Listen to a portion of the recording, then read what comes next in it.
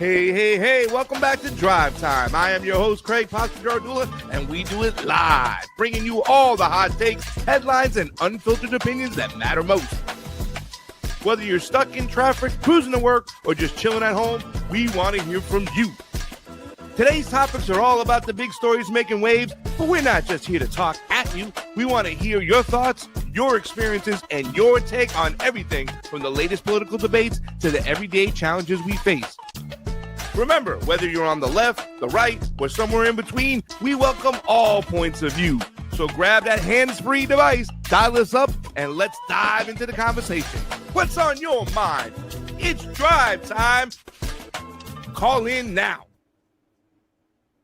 Hey, what's going on there, Dave from Melbourne? Good morning. You. Good morning, Sleepy. I see you.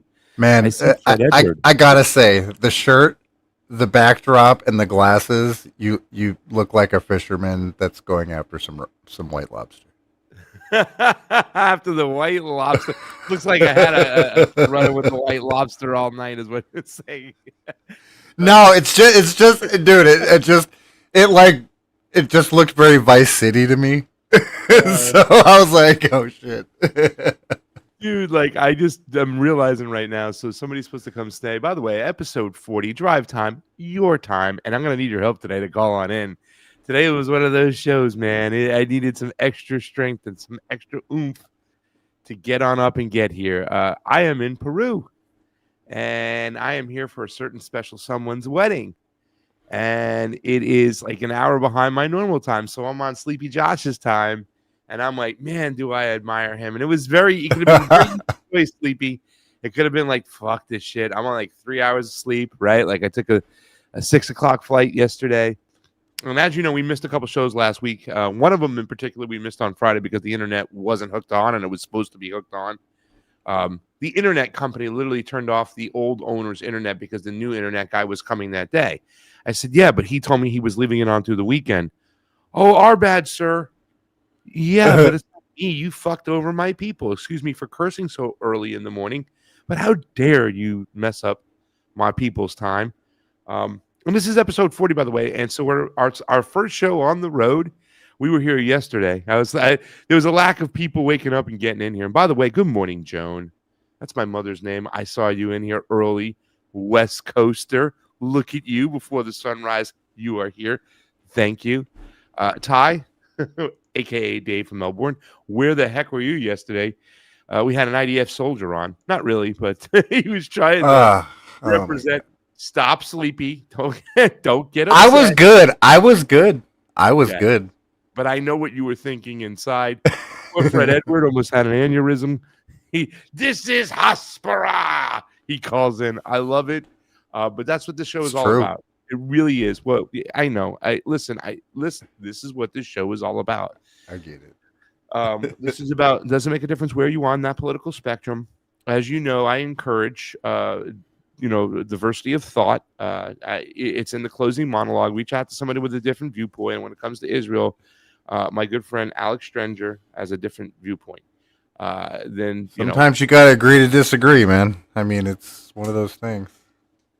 Well, we can just agree that he's wrong, all of us together. Well, for sure, but I mean, I'm not here to try to change whoever's on opinions, really. Yeah. I'm here to hear the people's opinions. And yes, I was losing my mind. I know. Thank you for calling in, by the way, yesterday too, as well. It was pretty awesome. To me, that was still a fun show. Look, I know Alex for not a long time. Like I said, I met him at the Cause Festival. Him, Eric Hollerback, we're still friends to this day. When I went to Austin, that's where those guys live. I met them in Tennessee. We were able to review some pizza, have a good time, talk, and that dude is he's got some out there opinions, but that's the situation we're dealing with right now. And I think these shows, when you speak, it just prepares you in the road. It prepares you. What we're doing here is we're prepping everybody and getting ready everybody for Thanksgiving dinner, so they can win at Thanksgiving by watching the show for that one day a year. By the way, I have my Cafe Tostada Molido. which is my coffee I got from across the street, little convenience store. I got a little cafe con gas going to drink, but I got cafe sin gas, which means no gas for the coffee. Hey, Katie, good to see ya. So yeah, man, this is the first show outside the country for me, and it's episode 40. And I just got to say how privileged I am to have you guys with me. I mean, all of you guys that are here right now, and all of you that will be on the show. It's small shows right now.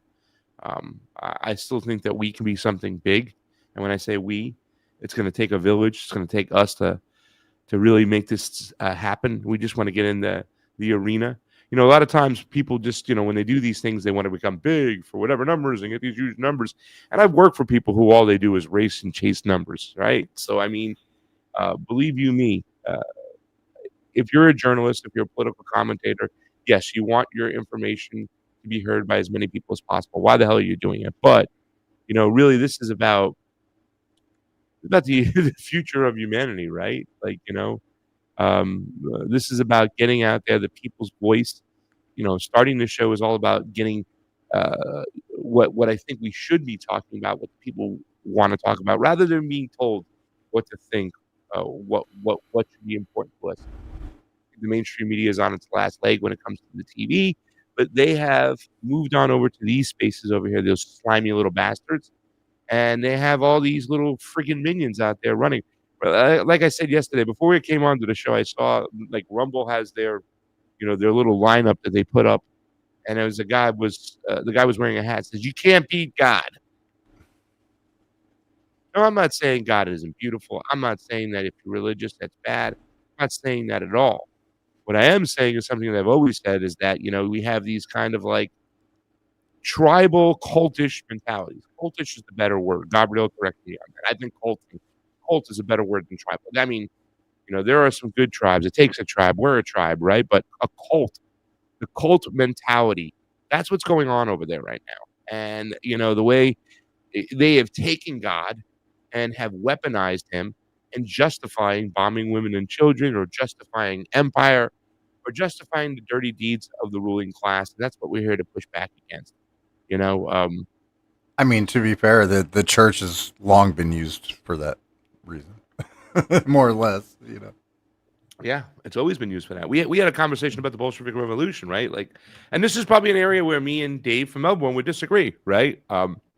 However, I'm always open to learning and whatnot. You know, I still look at the Bolshevik Revolution as a class revolution. I think that the ruling class never wants us to believe that we could have a class revolution, you know, and that's why they keep us divided. That's why they keep us pitted at each other. But nonetheless, we're here to talk about all those things, have a good time, be as human as possible. I'm trying to make this fun too as well. What I really would like to do next time too as well is get some of my videos. I'm going to start cooking. Every time I cook, I'm going to start like maybe throwing up some videos and stuff. Maybe we can throw them over here. Yeah, I thought you were going to do that years ago. I was down for it. I do it here and there. I have them on my phone half the time, and I don't even take them out and push them on because they're raw cuts. And I'm like, I never find time to. Hey, I want to learn how to cook some of that shit. Come on, yeah, well, get it together. I will get my shit together. We'll get it together. But right now, teach me how to cook. I live with someone who eats like 7 things, so I need some ideas. Yeah. Well, by the way, some variety. So my friend and I, all right. We had the other day, and I've been eating pretty decent. So I try to restrict my carbs as much as I can. So during the week, I'll have very little carbs. I definitely won't go near bread. Like for instance, yesterday, I got those Hero tortillas. The brand is called Hero. They're low carb. It's like 1 gram of carb per tortilla. And I made a couple sandwiches that I took on the plane with me. If I have potato chips, they're usually sweet potato chips. Sweet potato chips. You have to say potato twice, Sleepy. Sweet potato chips. And I'll have a lot of veggie dips. I'll always eat like a decent amount of broccoli, raw broccoli, cooked broccoli Rob. I'm a broccoli fan. Pescatarian, how you doing? In Cuba. I'm in Peru. Sorry, wrong Latin American country. But where I'm at, I'm in Miraflores, which is where it would be so easy for me one day to move here. It really would. I mean, you can make it with limited Spanish. There's a lot of expats here, but I just love the area. There's sushi restaurants here too as well that are crazy. For my birthday last time I was here in April, my good friend Fiorella Isabel took me for some awesome sushi. There's a good sushi restaurant that's rated right around the corner, walking distance. But I tend to eat good during the week. But if I want to break my vow of carbs, last week, my friend, I said, hey man, could we get some beautiful sausage and make some sausage and pepper sandwiches like Goodfellas style? And I blanched some broccoli rabe. And so we took it up a notch. He made roasted garlic, and we spread the roasted garlic on the Italian bread. Then you had the skinny sausage. That's what I call the Goodfellas sausage. That's when they're in the backyard cooking sausage. You get the thick sausage, or you get the pinwheel. It's a thin sausage. Sorry to all you out there who hate pork. That's my problem, pork, right? I got to tell you right now, I shouldn't eat as much pork. So a nice thin pork. What's up, Bob? Entenmann Bill. Very privileged and privileged to have you guys here as a friend, as watchers. By the way, I just want to say that, even if we disagree on stuff. A thin sausage, Italian bread. We spread the roasted garlic on like butter. Then we put the sauce, the peppers and onions on top, and a piece of broccoli rabe, which I blanched it, and then I sauteed it in olive oil, garlic, a little crushed red pepper, salt and pepper. We didn't get the lemon squeeze. It was like the one thing we missed. We didn't get the lemon squeeze. But I had a sausage and pepper sandwich like nobody's business. And I felt like I can hear in my head, what's up, Fred on 2 channels, airwaves. I can hear in my head the voice of Paulie, Big Paulie from Goodfellas, right? You know what I'm saying? People, that's what the FBI didn't understand. That's Ray Liotta's voice. By the way, I met the real Henry Hill in life. Like, he was a friend of a friend. Like, he would hang around towards the end in California. The guy was like 6'0". If the movie was being accurate, Joe Pesci would have played the part of Henry Hill instead of Ray Liotta. But, Hollywood, they got to take the tall guy and the leading role, and Ray Liotta make him that, and, gave Pesci a role that he won the award for that year, supporting actor. Goodfellas is, right, But, yeah, I can hear the voice in my head, That's what the FBI can never understand. But what the crew did was just provide protection out there, and I'm eating the sausage and pepper sandwich, but taking it to the next level, really. Because in Goodfellas, they didn't spread that roasted garlic on that Italian bread when they put that sausage and peppers in there. Little sandwich. It was beautiful. So I'm going to start making sure that I film some of this stuff and put that stuff up. I really am, and share it with you. But I do have a feeling, to tell you the truth. So today, Nico House will not be with us. He is on vacation. See, he goes on vacation. He takes off. I'm on vacation. I'm here with you crazy animals. Let me turn this down over here. But I have a feeling we're not going to have much time in the show in the next month or two. Like, we're going to just get calls left and right. The conversation was going. Every single show seems to fly by. The shows with Karen Kwiatkowski on Wednesday was like, was that 2 hours? We didn't shut up the whole time, and we would just bop, bop, bop, bop, bop, bop, bop, bop, bop. But who knows? Yeah, those go by quick. They do, right? But anyways, we'll have them in the can, We'll have them in the can. And guys, there's ways to help the show down below. If you can spread the word, let's get a couple extra people in there. Let's see if we can get a few bucks over here, so I don't have to go work back in a restaurant. That's the challenge. Very humbling to where I was to where I am now. When I did get that gig with Jimmy Dore, I really thought that was it, Sleepy. Like, that's it. I made it. Like, I'm not going to be, I wasn't doing this job to be a millionaire, but I'm like, I can be 100-aire, right? Like, I can make a living. I can be 100-aire. And I really thought that was that. And then so many things happened in my life, right? Like, I got involved with a child custody case that I'm involved with that is just fucking awful and terrible. And the state of California makes you believe that there is that. Remember that conspiracy where they say they're trying to break up the family? Well, California really makes you believe that. Gavin Newsom awful. Is a piece of shit. It's terrible. Gavin Newsom is a piece of shit, and the people he appoints are fucking idiots. The judges he appointed, one of them in particular, I wouldn't let them run a snack bar at a roller skating rink for me. That's how bad they were. Literally sitting in that courtroom. Awful judges there, man. How the fuck are you a Especially judge? family. There's a horrible family court judges there too. Awful. ECFS, their child support division, has like young kids in there working, and I'm having conversations with them. I'm like, why do you have this position? Why am I talking to you when we're talking about the safety and the status of a child, right? Like, how are you making decisions? My mother had a stroke, as you know. She has been dormant on her right side since. I do believe it was vax related, and I'll say that. She promised me she wouldn't take the vax, but she lied to me, and her fucking doctor talked her into it, and she had a blood clot. That's why they call it the clot shot. And I don't know why she did it, because she had the COVID-19 with me, and we did the COVID protocols from Dr. McCullough. Like, I literally called Dr. McCullough on the phone, said, Dr. McCullough, I just want to go over the protocols, because that was on Omicron, and he also added the whole thing up the nose with the saline or the iodine. But my mom having that stroke, that hurt too as well. And then I lost a few people around me. Earlier this year, I lost somebody really close.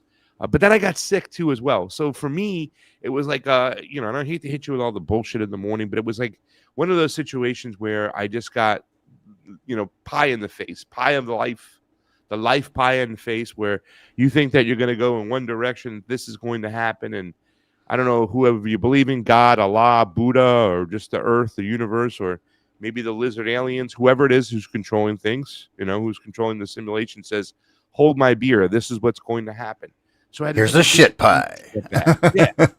I mean, Josh, Sleepy, you know what it's like doing these things. You're now living in a different spot, and this is what life does. And it's kind of humbling to take a step back. I mean, I remember doing the after October 6th, right?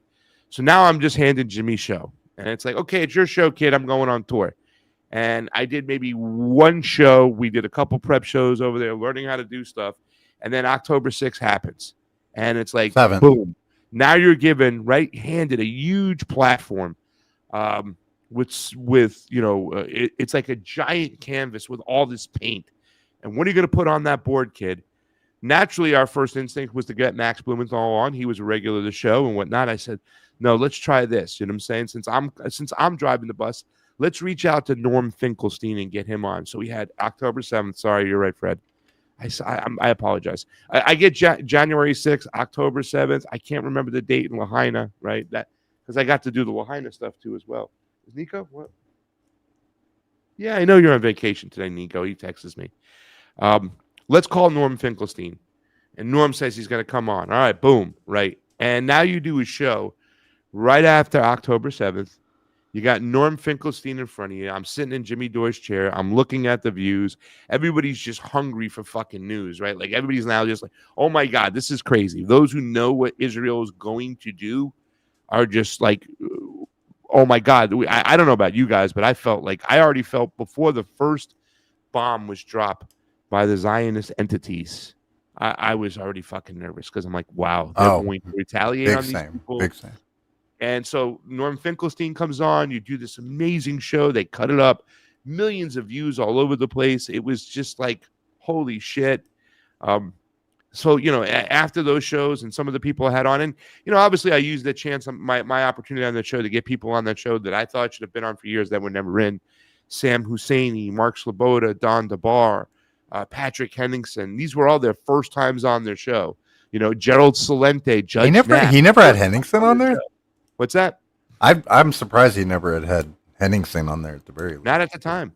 Henningsen's like, hell yeah, I'll come on. Sam Husseini. I love that guy, dude. Dude, he's been solid for so many years. Well, Garland Nixon hosted yesterday, and you'll never guess who was on the show. Who? Matt Weinglass and Steve Poikonen. I like Matt. Matt's cool. Well, I mean, even still, the other person, though, I would have never dared put him on the show. Yes, he was on Jimmy Dore. Yeah, good luck with that. I'm just laughing my balls off, and I'm like, I love Garland though, dude. Well, I know him and Garland talk. Yeah, they're tight. We all hung out together and did, I like Garland though. I got nothing. Garland's amazing, and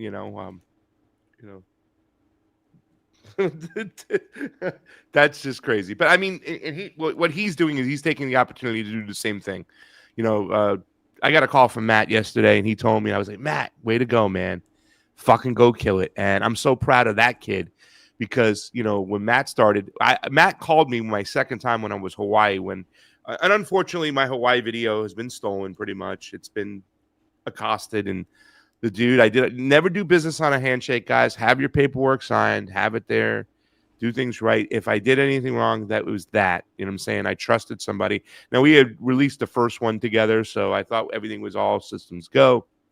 Gabriel Freedom can tell you the once again, that was also part of me before I got sick, all that happening. It wasn't the fact that I spent about, $8,000 on the whole thing, whatever. Which is no chump change. $8,000. You got to fly people out there, put them up, feed them, do all that shit.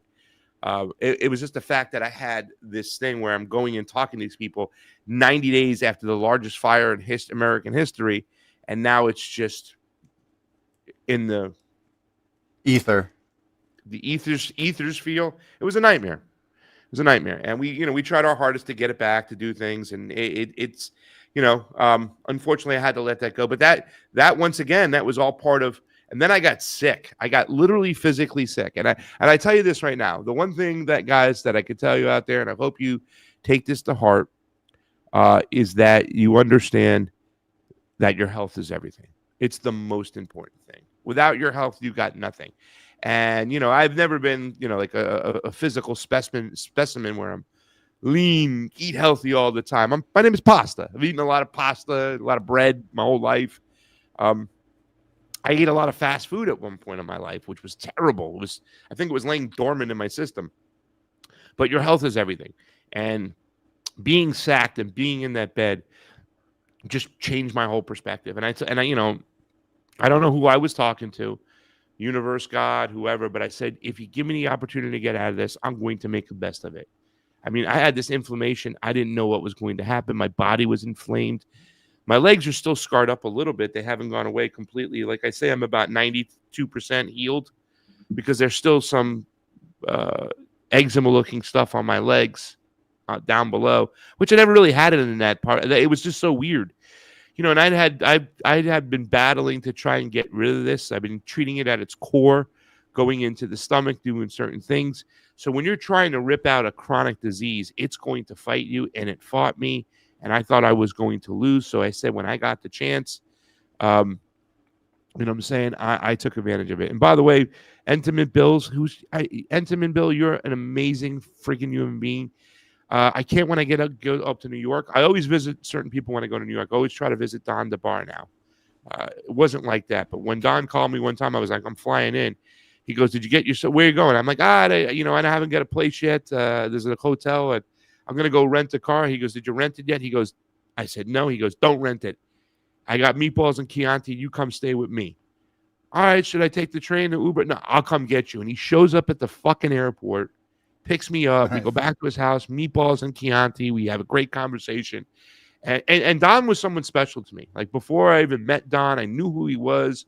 I'd seen him on RT a lot. I knew he was friends with Cynthia McKinney. I thought he was one of the most underrated guys in this business. He can always explain. He had a great way of explaining things. He can go on for a long time. But, when I go to New York, I try to see him. And I'm going to try to see Kevin.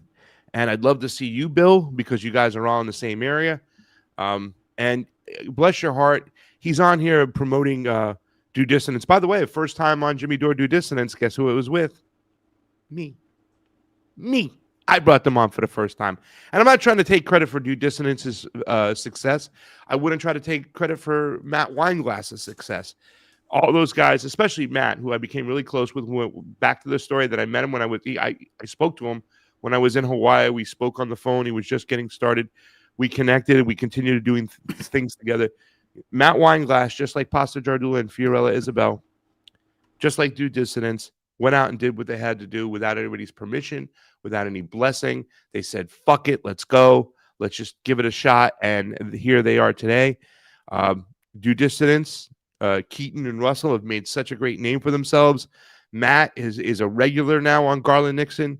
I I love it, and I'm so proud of those guys, and I love them, and I want them to continue to kick ass because. And some people saw me and Matt blow up. A couple weeks ago, we had a show and we blowed up at each other and we were screaming and whatnot, but we took the day and then we called each other like 2 days later and we were fine and whatnot. And I mean, but even still, it was so great to see him on there yesterday. Bill, it's so awesome to see you on the show. You promote the show everywhere, and I appreciate that, and I love you for that. And I'd love to meet you, sit down, have some coffee and entenmann's. Café tostada molido with café con gas. No, café sin gas, no gas. Café con gas is what I drink. Café sin gas is what I put in the coffee. Guys, 561-247-2721. That's 561-247-2721. Give us a call. And what's up, Greg? To leak Pirate Bay open source. All right. I don't know what he's saying over there. All right. So let's get this thing rolling. I'm gonna pull up some stuff I have. We gotta see what's going on. How many people do we have on Rumble? People might be wanting to be watching the show Sleepy, where they says you can't beat God. You can't beat God. 28 people. What's going on with Rumble? Beating and kicking YouTube's ass to 22. See, that's awesome. We got 50 people already. It's not even 7:30 where I'm at. It's just fucking awesome. Hey, right? We got a call coming in. And we got a caller in. This is awesome, man. I am living the dream. Caller. Who are you? Where are you calling from? Good morning.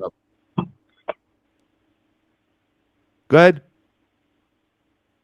Yeah, it's Dave from Melbourne. Good morning, Pasta. Dave, it doesn't even sound like the coffee's kicked in yet. What's going on? I'm halfway through my second cup, but I'm just a little bit tired. It's been hot in my house. We've had a busted AC for about a week, so it's been challenging. In Florida.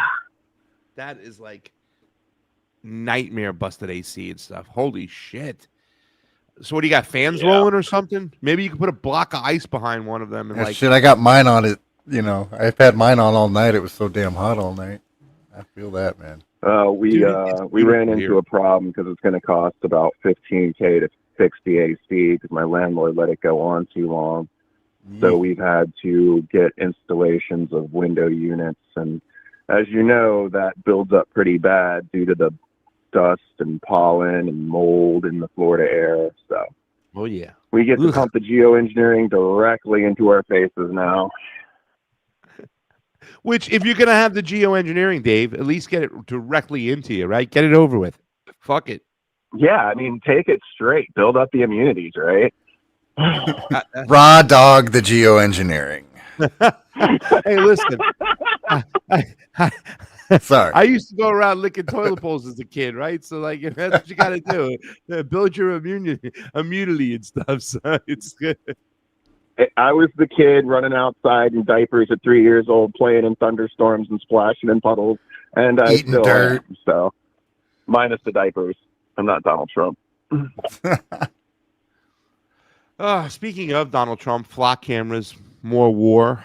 You got anything particular on your mind? You called, or you just called to be a good friend that you've already become? And because here's the thing, it's like I'm talking about when I go to New York, I got to see all these people. There's so many people I got to see when I'm in Florida, right? And I'm not adding people to the list, and you're one of them, man. I mean, I don't know if you want to see people, and I just want to invite myself, but maybe I can show up with a mango cheesecake and some cafe tostada molido, and we can have a good time. Who knows? Well, I've been cooking Italian food for 20 years, and I still don't know how to make my own pasta. So, we could have a kitchen fucking bromance for an afternoon, no homo, and cook down some really, really good shit. I'm a master saute. What I'd really like to do is meet you guys at like a Byron Donalds rally or something and call the bastard out to his face, or call out DeSantis, or, call out some corrupt leadership down here for their ignorance of the Epstein files, or, just wake the people up to Florida that their sunlight's being blocked and they're being poisoned by the Republicans that they voted for. I'm down for any of it. The reason I called in, though, is because you kind of called me out about the religious thing. I didn't call you. I called you out about the strong... Bolshevik thing. I didn't call you about religion. I said Bolshevik. Yeah, that too. Yeah. But yeah, the Bolshevik thing is religious from my perspective because it involves the SS, which is known as the Schwartz Song or the Black Sun. There's a great article out there, Balfour, Bolshevism, and Zionism, that everyone should check out. But I've connected Epstein's family to the Epstein refugees from Bolshevism, and I've tracked Netanyahu's grandpa, his grandpa, back to the Bolshevik uprising as well under the name Milikowski. So these people are all connected. You know, there's a reason there's such strong connections and bindings between Azov neo-Nazis and modern Israeli quote-unquote Jews, you know, because they're all the same people. You know, there's a reason Balfour sent that letter in, you know, the early 20th century, because they knew they were going to need somewhere to land after Bolshevism failed. And after their plans in Weimar Germany with Prescott Bush and all those, you know, weirdos like Aldous Huxley and his transhumanist New World Order failed, because they know this always fails, just like it's failing in Ukraine right now. Let me ask a question, and I don't want to talk about so much really quickly the Bolshevik, because that's a kind of a deep conversation, and I'm only through my first cup of half coffee, and we should have these conversations because I know with the Bolshevik Revolution there are talks about, you know, there was two of them, right? The first one that kind of failed quickly, where there was said to be a lot of infiltration, right? And I don't know, there could be a piece of me that is kind of holding on to the Bolshevik Revolution as a class revolution, because I do believe that the ruling class never wants to believe that there could be a class revolution, right? And this is something that Don DeBar and I have talked about a lot. He knows a lot about the Bolshevik Revolution and educates people on stuff, and there seems to always be infiltration.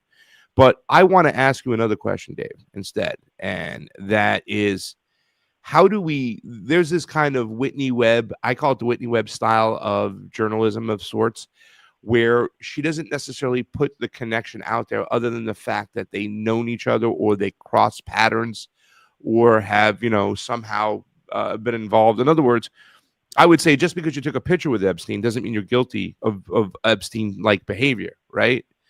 Does that make sense when I say that? Or yes, absolutely. Or no? I mean, Epstein got around. He was a jet setter. Back in my time at NASA, Ghislaine Maxwell showed up twice to meet with the space camp coordinator and program manager. And even though she came off like a bit of a bitch and a Karen, she didn't seem like a child trafficker. You know, she just seemed like another weirdo STEM girl, you know, like all the Nazis I didn't know I was working with. But that's the veil we live under. You know, remember, I went to work for NASA trying to fix things from within. And I went in there and I found that the whole system was designed this way intentionally. But even then, you know, up to 2000, 2001, I didn't realize Ghislaine Maxwell was a human trafficker. You know, she was working on Terra Mars. She was a consultant for Space Camp. She gave tours at Goddard Space Flight Center. That's all I knew about her. But I'd never seen anyone treated like a princess there before. Yeah. By the way, she also did like a lot of oceanography stuff, like save the water, save the whales kind of thing too, as well. Like she had this whole. Well, that's what Terra Mar was. Okay. Terra Mar was basically an NFT Ponzi scam. What they were doing, the funding was coming from MI6, Mossad, and through NASA, through various contracts and subcontractors. But the plan was, and she explains this, is you would get like a specific animal in the ocean and you would invest in that animal's growth and development. Now, this was before transhumanism became a major issue. But it's basically an NFT scam, getting people to invest in an animal while you steal the world's waters under the guise of cleaning them, quote unquote.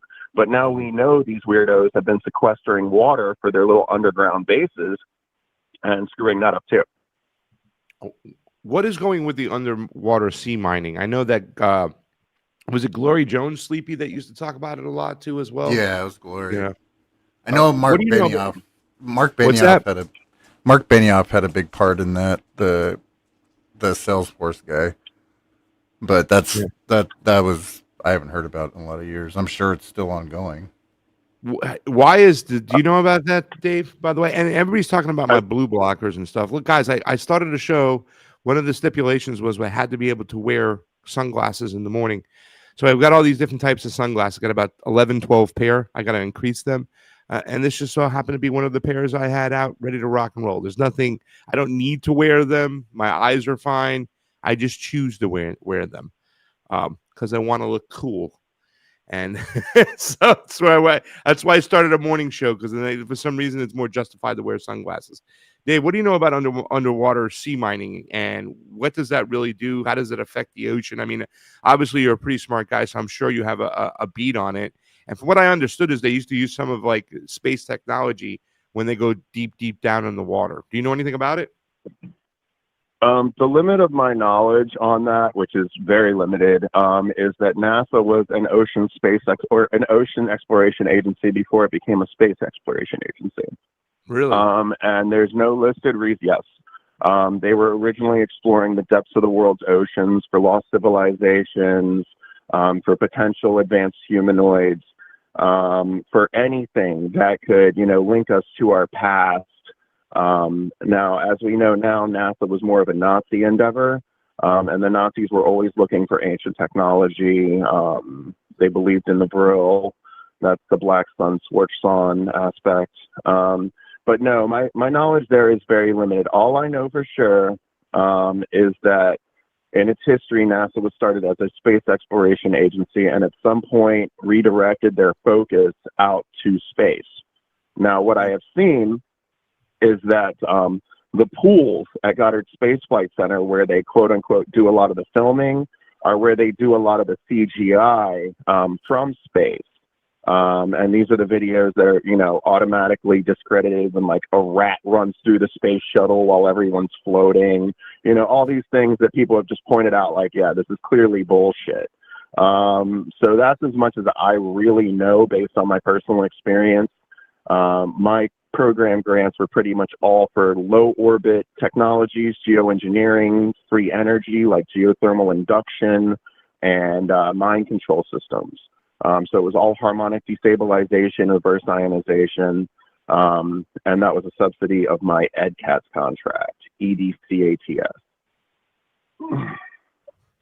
I don't even know where I want to take this conversation right now. I was just about to ask him about his opinions about, is it Moloch and Ball? But it's almost like I kind of want to stay on the whole where we were talking about. What are they going for under the water, by the way, just in case? Are they going for nickel down on the ground when they start drilling down there or whatnot? I mean, what are they trying to grab down there, by the way? Do you know? That's a really good question. I know, we've talked about iridium. We haven't really talked about lithium, even though that's a major proponent for NASA because they've admitted to spraying it on us and putting it in prison and military food in order to keep us apathetic and placated. So that's always an important mineral that's building up in our systems. It's also one of the reasons why the EV cars tend to explode, because the lithium in the air meets the lithium in the car battery, and it ignites from the heat. The heated lithium actually accelerates the heat of the lithium ion battery, and one of the reasons they explode, spontaneously combust. But yeah, who really knows? Because these people are crazy freaking Nazis that are running a Ponzi scheme. And what really trips me out is everybody knows about NASA and its Nazi history, but nobody ever protests it.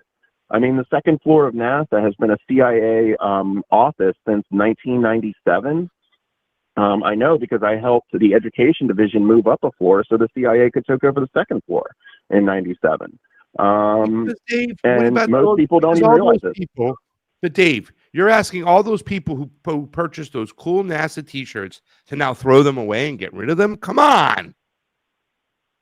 No, I'm saying change those t-shirts to NASA lies, NASA worships Ball, NASA employs Nazis, get a little creative with it. NASA means to deceive in Hebrew, Let's just modify what you got. Nobody can afford new clothes right now. So, by the way, I'm in Peru for a wedding, but there's also an inauguration a week from today, and the president who's set to be is Keiko Fujimori, and her dad was considered one of the presidents, then stayed in power longer than he should, so they considered him a dictator, yada, yada, yada, whatever you want to do. He's the conservative, right-wing, corporate-friendly president, She is now taking place. She had a lot of power within the Congress over here, the Parliament, whatever you want to call it. I'm not sure which one it's called. Now she's set to take power. It's a very contested election. There's a lot of people out there complaining, saying it was fraudulent, especially with the overseas votes. But Peru sits on the lithium triangle.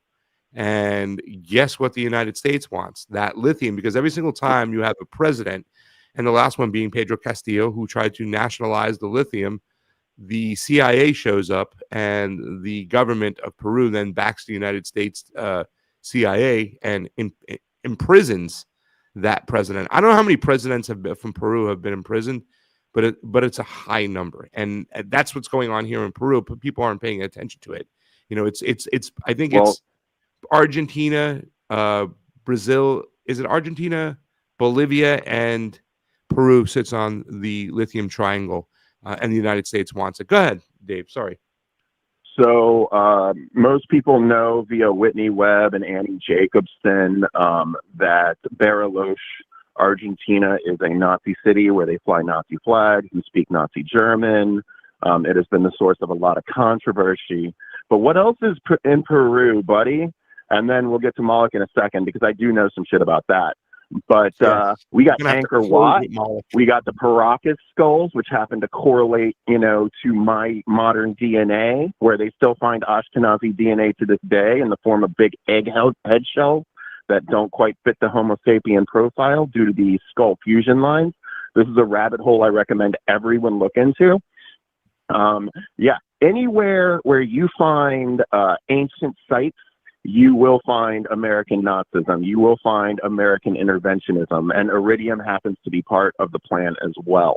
Now, I don't know if there's a correlation between ancient sites and lithium, but I do find it very strange that some of the most ancient places on Earth, like the South African gold caves and stuff like that, the iridium mines and lithium mines are right next to each other. And these lithium mines happen to be in proximity to ancient sites like Machu Picchu, Angkor Wat, things we cannot replicate today.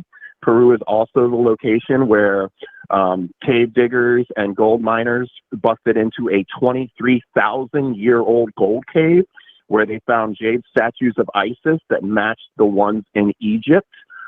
Where they found the world stones, as they're known, which is what the world looked like from orbit 23,000 years ago, both hemispheres. And then not far from there, you have the Nazca lines, which, everyone should know about. These are all ancient structures. These are ancient people, most of which have disappeared. There are nowhere near enough remains of the Aztecs, Incas, and Mayans to justify the cultures that they built, which rivaled ancient Sumeria in their designs and matched it in a lot of ways as well. As well as you find the correlation of those same big-headed skulls in the Giza Plains now. So all of our ancestry is being updated. So that's something for everyone to look into. I don't know if there's a whole lot of correlation there, but anywhere you find ancient sites, there you find America. Iran's no exception, because they have the only uncontrolled entrance to Göbekli Tepe in Tehran, which IDF were found trying to bury in cement before they were stopped. Now, the entrance in Turkey is controlled by a WEF asset who's closed it off as a historical site for no possible interventions or digging into it, which I don't buy at all. But the one site they don't control, the one entrance to Göbekli Tepe we know about they don't control, is in Tehran. So you see kind of a planetary interest in these ancient sites that correlates to Nazism, correlates to Hitler's interest in school occult society. But yeah, I would start looking there, because where there's ancient technologies, ancient sites, you will always find America intervening. And Peru has that. And then so Peru has a ton of it. Yeah. Some of the most ancient sites we can't explain. Me and Fee were going to head out to Machu Picchu, and then we got a call to get over to Honduras to go observe the election. So I never got a chance to go there. But this is why they made Indiana Jones and the Temple of Doom, or not the Temple. Well, the Temple of Doom is a little bit different, but Raiders of the Lost Ark, right? And the Last Crusade, whatever. It's all these ancient relics in certain situations and stuff. But Raiders of the Lost Ark, the first one, right? They were trying to deal with something a little bit old school. The what was the Ark and how they were trying to the find Ark of it. the Covenant. Yeah, that's located.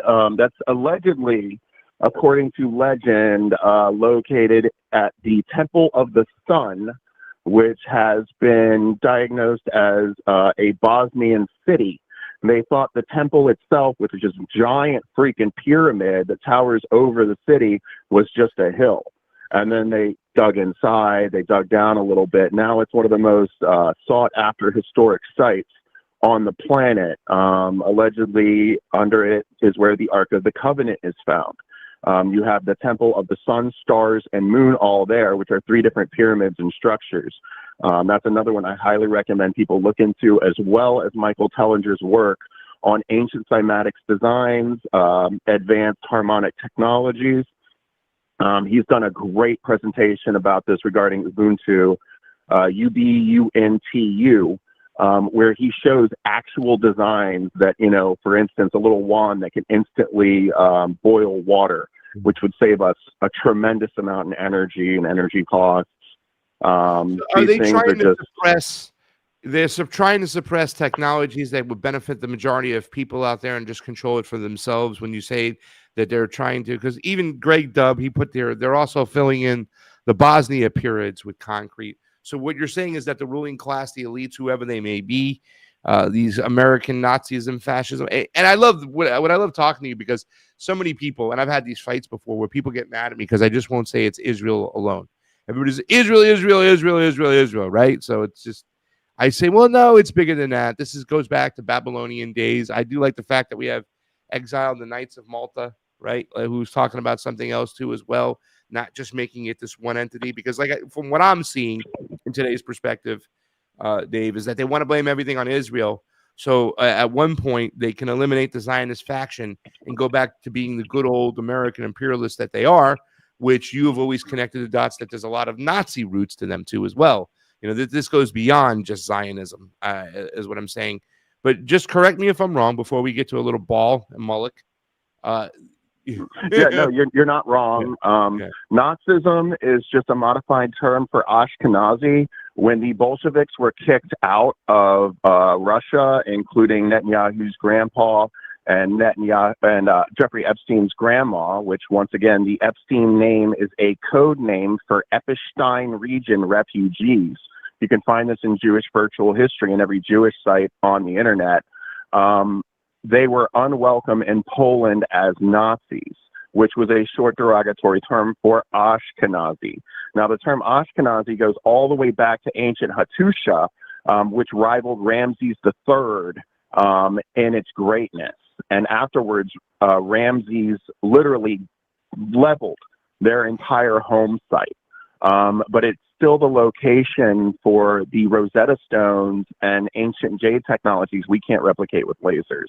So there's something hidden there. It was discovered in 1984, buried for years, and then rediscovered later. But we have a tendency of doing that with these ancient sites because it rivals and questions Western accredited historians. So they're incentivized to maintain their accreditation by discrediting these sites.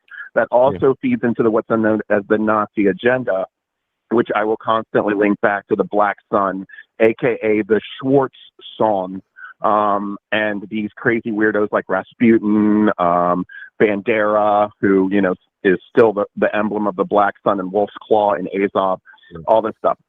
Now on to Moloch. I think I've mentioned before. Well, really quickly though, Dave.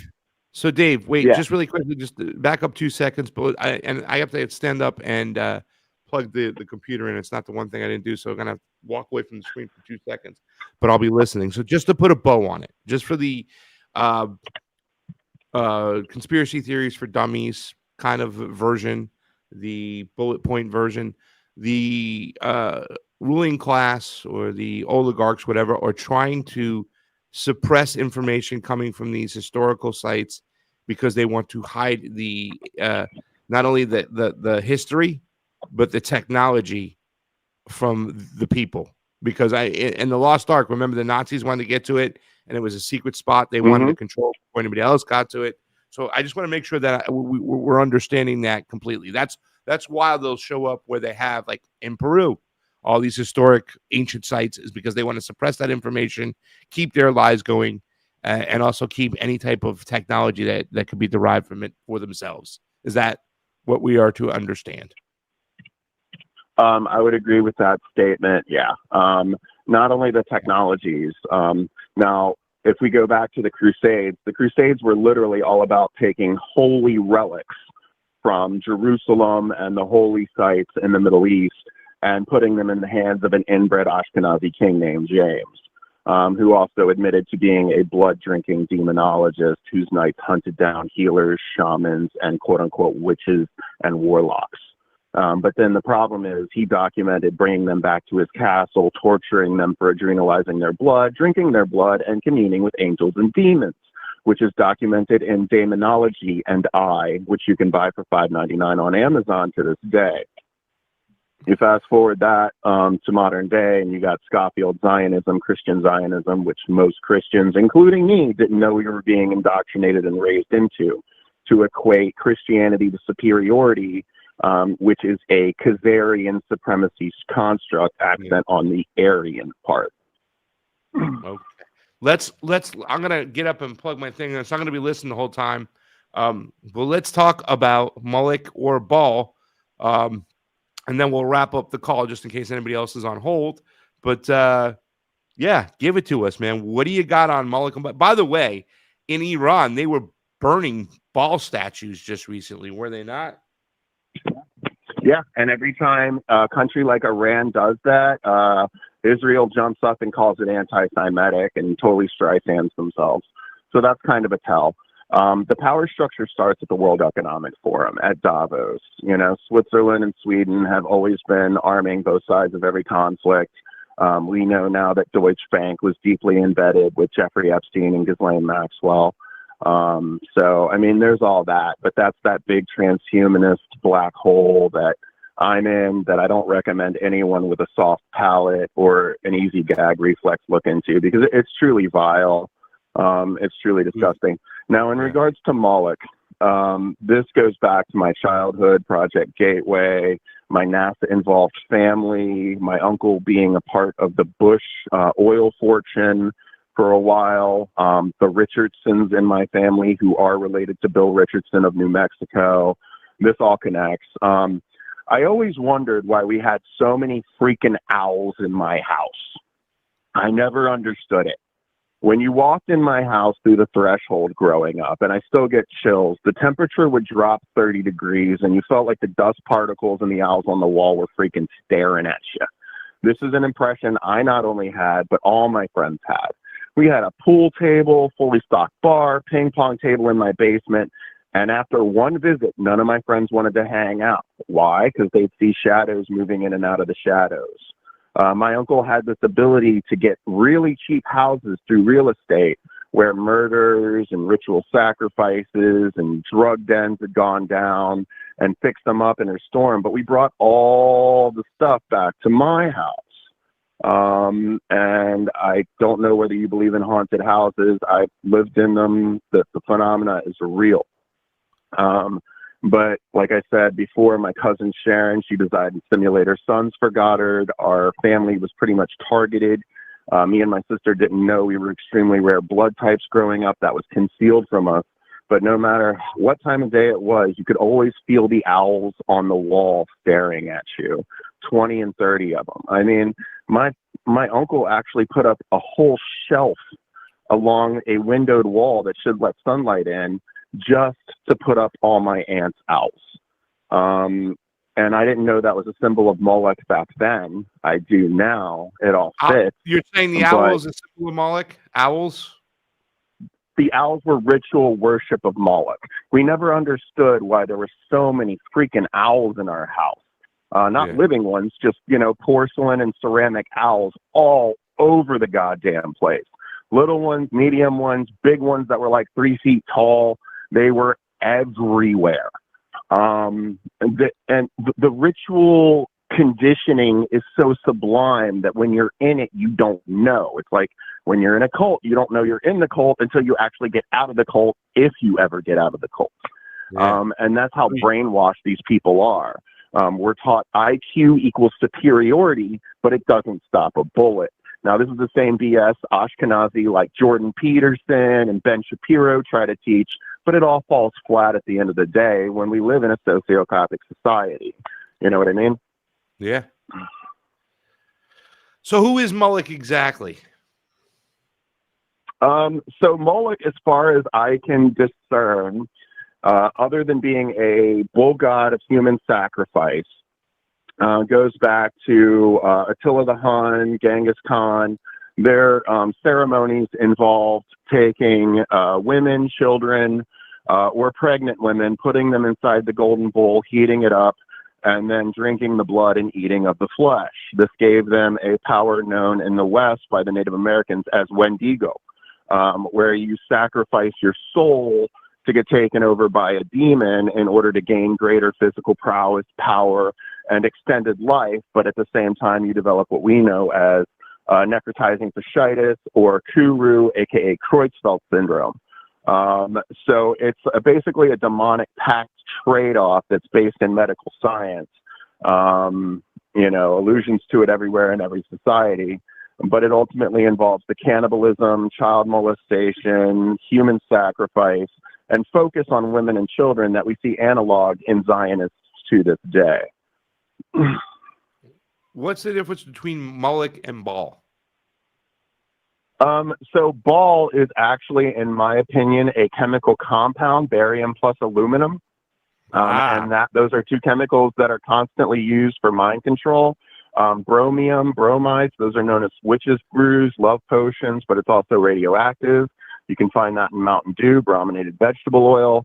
Belial would be beryllium, lithium, aluminum, which is also used. Baphomet would be barium, phosphorus, oxygen.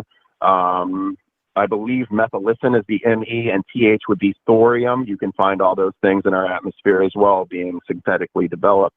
So that comes from Kabbalistic programming, which is based on a 3-tier system that uses the Torah, the Quran, or the Talmud, and the Zohar to create kind of a pyramid scheme where they all confirm each other, but it's really just a big old illusion, like in Wolf of Wall Street, it's fucking pixie dust. Dave from Melbourne, everybody. Dave, if you have any final words, this will be the time to say it, my friend. Yeah, I actually called about the Christianity thing in general. Okay. I never knew that I was raised as a Christian Zionist because I didn't know about Scofield. They don't even teach you that in pastoral studies, which I was involved in until age 14. The reason I broke with the church is because we busted a trafficker in our church, and then our church protected said trafficker. That was what I needed to let my parents never send me to fucking church again. But that's what it took. However, when you learn about Scofield and him as a student of Theodore Herzl, the creator of Zionism in general, you realize it's a giant farce. Certain things were changed in the Bible that really matter, like the Christus saying, I will be with you to the end of time, when really it was supposed to be the end of the age of the Ram. Now, this analogs to today because we see this massive deployment going on overseas when we're running out of gas. And I really hope those troops have good travel agents because it's likely they're not coming home. What I think we're about to see is a grand sacrifice, which is prophesied as the end of the age of the Ram and the beginning of the age of Aquarius, great rains and flooding.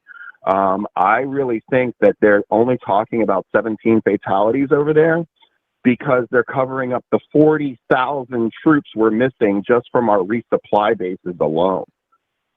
They're really, really crunching down the numbers. And anyone that believes that 22 bases got hit and we've only had 17 casualties needs to go back to sleep because something's very wrong with your numbers in your brain. I mean, they always hide these numbers as long as they possibly can. Yeah, but why? All war. The way they're triculating these numbers out is a little interesting too as well. Why would they just triculate the 2 out there right now? I mean, I guess there's a lot of reasons because they want to control the narrative and make you believe that it's very little or, kind of prop up their propaganda to continue with this war, right? By the way, Joe Kent, I don't know if you saw his tweet that Joe Kent made, and we've talked about this before about who Joe Kent is, and also too really quickly to piggyback on what Dave is saying. So Dave, I think you know that my Twitter got hacked and stolen. I think I told you guys that, right? You know that. You know what? One of my I didn't hear that, but it doesn't surprise me. Yeah, and the couple days before my Twitter got hacked, you know what I made?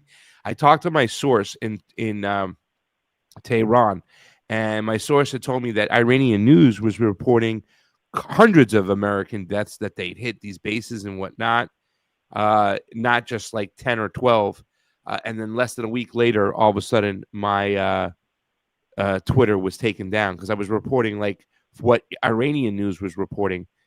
So I find it a little suspicious, but yes, that did happen to me.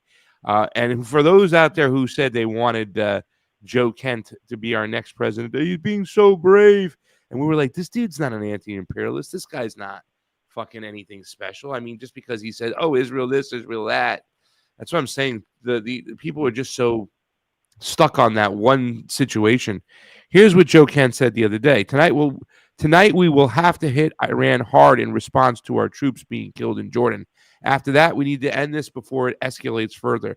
Strike and simultaneously pull out forces, remove Iran's leverage, and move on to economic negotiations, restore order. I mean, this is the mindset of an imperialist, of a military jerk off. And you want this guy to be our fucking president? Dave, I'm going to give you the final word. Take 30 seconds and wrap it on up, my friend. Well, they're scrambling and they're fishtailing, and it's really easy to see reactive politics versus active politics. Yeah. Active politicians like Jose Vega are calling for the Epstein files, while people like Alyssa Slotkin, if that's her name, and Joe Kent are just reacting to the clicks, likes, and beats. But ultimately, you look at who they can't criticize and what they can't criticize. But I would push back on Joe Kent's logic by saying, okay, how about our leaders who sacrificed our troops for Israel's lives for the last 25 years? Shouldn't we be going after them by that same logic? Shouldn't we be deporting the Zionists in our military and in our Congress who are using biblical passages to justify genocide and their clear violation of, religion in politics, and using their political platform to push something only 30% of Americans believe at max? There's a lot of pushback these people open themselves to, and they're just constantly Streisanding themselves. It's like I like to joke, we need to bring back Grok as Mecha Hitler, because that happened for a while, and then he can take on Mecha Streisand and, all the Jewzillas and all these people that are like literally destroying our lives daily, blocking our sunlight. But it's not just, Zionism and Israel. They're just a subsidy of the World Economic Forum, which Ivanka Trump and George Soros both work for. So all these warmongers, they're going to come out and they're going to call themselves out. So they're just doing themselves a disservice because the American people aren't tolerating it anymore. Even J.D. Vance had to admit that Israel's losing the propaganda war. And what you said about Iran and our casualties, there was a report that CENTCOM lied said didn't happen. We always send our spec ops in first. We sent in Green Berets with Delta Force, about 167 of them. They were immediately captured and they were marched through the streets of Iran. This is being concealed by almost every AI. I'm finding searches one day and then I'm not finding them the next. And people should be screenshotting this stuff, me included. Because these searches are literally changing on a dime based on pushback from American citizens. The truth is really on the other side of the continent, where you can get a VPN and look at truth from like Russian YouTube, Iranian YouTube, where these things aren't being censored. So I highly recommend people look at all sides of the story and decide for themselves. But we always send in spec ops first. We're missing all our spec ops agents. They just deployed 180,000 troops with no way to get back. This is going to make Normandy look like Friday night in Ibiza. Wow. Dave from Melbourne, ladies and gentlemen. You know him in the chat as Ty. Dave, thank you so much for joining in today, brother. I'm glad you're here. Thanks for giving me a voice, Pasta. You're the best, man. Oh, man, you are too, brother. Thanks for educating us. I appreciate it, brother. Have fun in Peru, bro. See what I can't see right now. When I get back, we're gonna do a Florida trip. There's a lot of people in Florida, so we're gonna Gabrielle. We gotta let's get it. Let's round up the troops. Let's do a Florida get together. I got a New York get together, a Florida get together. I ain't got no Illinois get together because I ain't going to that shit state. Thank you so much. I'm just kidding, Josh. Yeah, you don't want. No, it's a shithole, dude. It's cheap though. That's why I live here. Thanks for calling in, Dave. Appreciate you guys. Have a good one, man. All right. So I have this set up real quick. Why don't we talk about flock cameras while we're here? Oh, we got another call. I do, but hold that call for 2 seconds because I have to get my more coffee. I have to plug my computer in before it dies on me. That's the most important thing. Hold on a second, caller. Caller, you there? Just hold on one second. Who is it, by the way? Caller, who is it? It's Wesley from Florida. Wesley, my man. Hold on 1 second. I'm just going to play a quick video on flock cameras, 2 minutes and 16 seconds, guys, and then we'll get back. We're here with Wesley. It's drive time. Your time to call in, 561-247-2721. It's 561-247-2721. Sleepy Josh is here. We just had Dave from Melbourne call in. We're going to speak to Wesley right now. I want to say thank you to all the people in the chat. There's 21 people hanging on out in YouTube, but guess how many people on Rumble now? 38. Rumble is kicking YouTube's ass. I guess that's what happens when you take a couple of days off. YouTube is just fucking awful. Sleepy, can you go full screen on that shot right over there? Take us out real quick, and we'll be right back in 2 minutes and a couple seconds. Wesley, I appreciate you holding on. You're watching or listening to Drive Time in the Mornings. Are you with Flock? What? Are you with Flock? No, there's a construction firm I work with, CSD. This man, James Boyce, is a former British Army veteran and a current Flock supply chain manager. Not only did he lie about working for Flock, which I'm guessing is probably normal at this company, but he also implied to Georgia law enforcement that I could have been armed, and we'll soon see if that puts my life in danger. You guys have done nothing wrong. Actually, we've also done nothing wrong, and yet we're blockaded by a police officer. Are we being detained? The manager wants to speak. It's a yes or no question, sir. You're going to wait here until the manager talks. You're holding me until that guy talks, but you're not telling me I'm going to be detained. Yeah, you are. Am I allowed to leave? Can I go in my car and leave? They are with Flock Safety. They just confirmed. How you doing? Hey, I'm good. What's up, brother? Hi, how you doing, sir? Good. So, tell them what you need to tell. So, gentlemen, I just want to be very clear. There's a multi-tenant site here with a lot of people that are just trying to work. I've got yourself and everyone running in the street. I had to put my brakes on just to stop to make sure you're okay. Are you safe right now, sir? Well, I don't know that, do I? So I just want to make sure. We've had reports that you've been to basically every flock safety site and facility that you know of. And correct. Yeah. So your surveillance is correct. We're doing our own surveillance. So people don't really feel safe right now with people randomly trying to get into our sites and buildings. Oh, wait. You don't feel safe being surveilled. Is that what you're saying? Not at all, sir. Because that's what you guys do to us without our consent. Okay. And I think it's interesting when you guys have this happen, you call the police and make us get stopped, but then you do it and it's okay? I mean, our devices will call the police regard. What we'd like you to do is basically we're saying that you're trespassing on this site and we'd like you to leave peacefully. After Flock called the police and had us detained, I immediately filed a public records request for the police reports and body cam footage. In Georgia, by law, a city or police department has 3 days to respond to a FOIA request. I didn't even get an acknowledgement response for 10 days. I then followed their instructions confirming the request on their own portal, and a week later they rejected it, claiming that it was canceled due to no response. So I want the citizens of Smyrna, Georgia to understand that if this nonsense continues, then their property taxes will be paying my legal fees and any fines when I sue the city for the records that they're obligated by law to provide me. Flock cameras going crazy over there. Wesley, thank you for calling the show.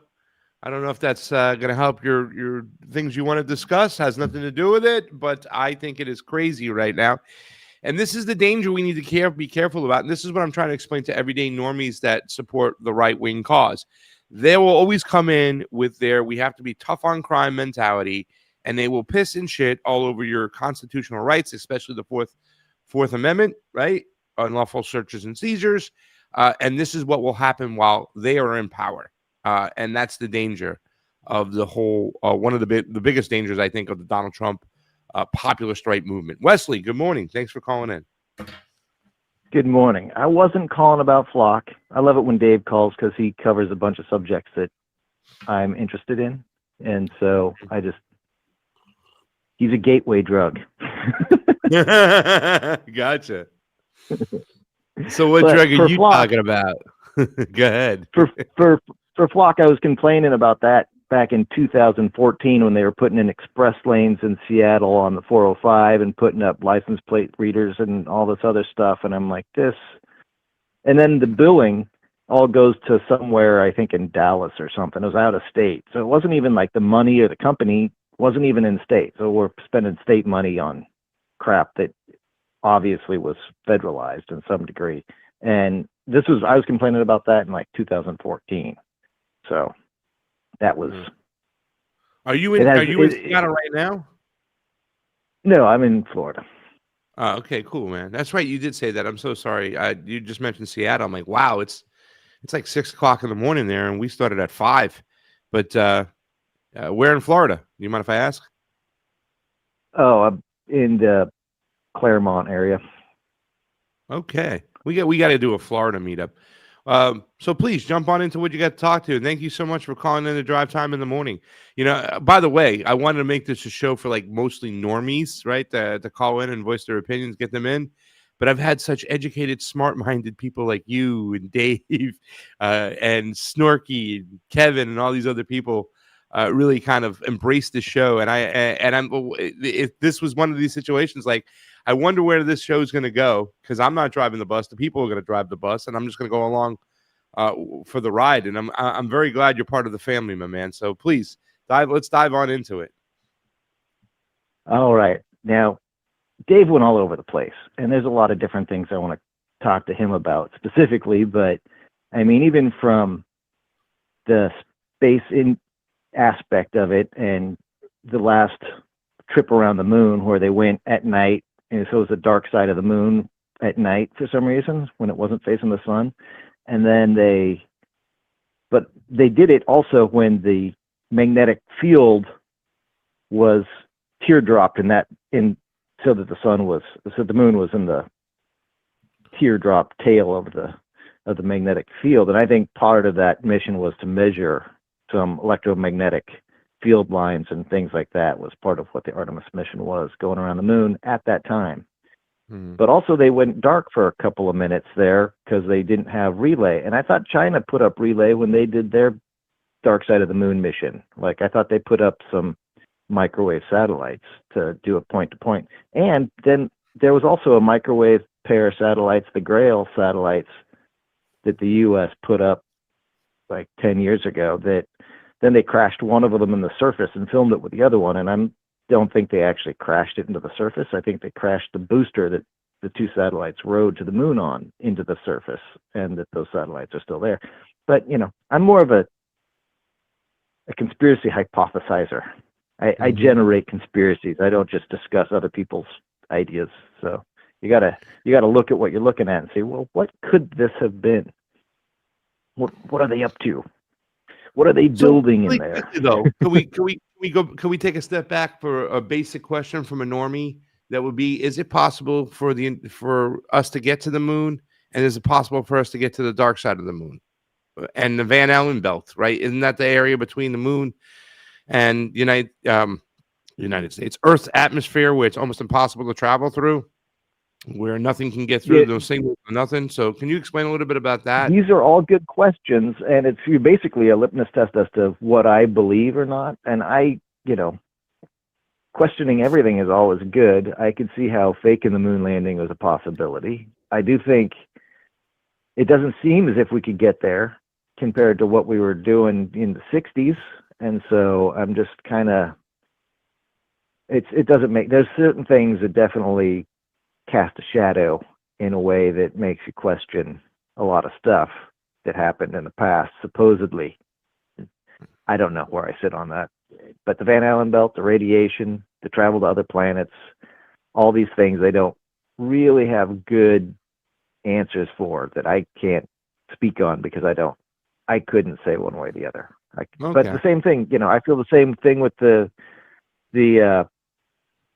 gas line bombing over there that they did between Germany and Russia, when they took out whatever, not the Burisma, but Nord the Stream whatever. 2. Nord Stream 2. Yeah. Because, all I saw was bubbles in an ocean. I couldn't even tell you what ocean it was. Like that looked like a shot. They shot like a sub hunting. They had an AH-50 sub hunter helicopter out there and shot off what are they called, the hedgehog or whatever, and filmed the bubbles and said, "Oh, look, they popped the pipeline." I have no proof. There's no proof there. Yeah. Supposedly, wasn't it Navy SEALs working on behalf of the Ukrainians who did it, too, as well? I think that was one of the theories out there. I mean, Joe Biden did say they're going to, didn't he say, in other words, they were going to take that shit out anyways? Yeah. Yeah, but they might have just turned it off. I don't necessarily, I have no trust in these people at all. So when it comes anywhere across from the White House, pulpit or anywhere else, I'm just take it as, well, this is 50-50 whether it's the truth or not. Well, there is this theory there is this theory that all these nations are working together behind closed doors via the World Economic Forum, and Russia is one of those players that are working behind closed doors with the World Economic Forum. And it's kind of interesting because more and more of those conspiracy theorists who say that, they're getting more and more proof nowadays that, because people are saying, what the hell is going on with Russia over there in Ukraine, not ending it. Putin is definitely a part of this whole situation. Russia's a part of this whole situation. It definitely seems that there's a wanting from Russia to want to do business with the United States and the West. But these are things. And when people say, well, could he have just turned it off and said they've blown it up and it's part of the Kabuki theater right now? I don't know. Maybe it is, I mean, it definitely seems like the situation going on in Ukraine is dragging on that it shouldn't have. Go ahead, buddy. There are other aspects to, Russiagate, whatever, which I think Russiagate was what they named it so that they could pay Robert Mueller to go and hide all the evidence to the collusion between the U.S. and Russia. And I just, they just had to bill the taxpayers, so they had to name it, had to have some kind of gate. But it's a money gate. But the other thing was that in 2015, Bernie Sanders and all the Clintons and everybody went over to a conference there. Maybe it was 2014, and then all those same people end up running for president, and then they get Trump in office. The whole thing just looked like, that's a whole conference in Russia that I've never really seen much video on. It's disappeared from history. And I find that interesting because that is as much Russiagate as anything else. The other thing is that correlation. If you look at when the asteroid blew up over Russia in 2013, if windows were knocked out of buildings from Buffalo to downtown New York, people would be like, okay, asteroids are a problem. Let's work together globally. And I think that's what happened, is basically Russia's like, yeah, no, we're 100% in on this.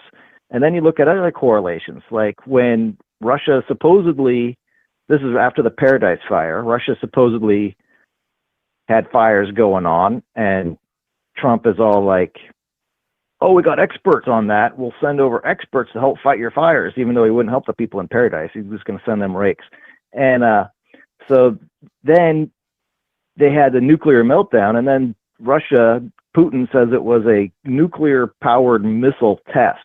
Well, that's not, that's a nuclear spill there. And it was a cover story from Russia that was played in the U.S., and we didn't go to war with them in Ukraine over that.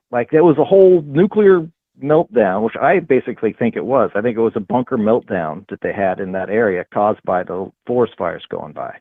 But I think, and that Trump was, he's been a cover guy as a builder, putting his names on buildings around the world as money laundering for the bunker building operation. And so I kind of think there's a correlation there, and that's all those three things go together. So from the electoral prospects, I do believe that, Donald Trump was in on it. Like in 2020, when they cheated him, they purposely cheated him They did it out in the open so people would be divisive, because that's a divisive thing. And I've said, like, when people go, oh, do you think the election was stolen? I'm like, yes, but I believe Trump was in on it. I'm like, what do you mean? Like, he understood this whole situation that was going to be played out. He's just a player in this game. So yes, it was definitely cheated. He didn't have to take the blame for the economy crashing after COVID and warp speed. Like, he handed all the blame to Biden. Yeah. So, and the way they were able to herd people, sheep herd people too, it was very easy at that point. It really was able. It was a mechanism where you could put people in certain boxes and corners, and people responded that way. They just kind of went, pick your tribe, pick your cult.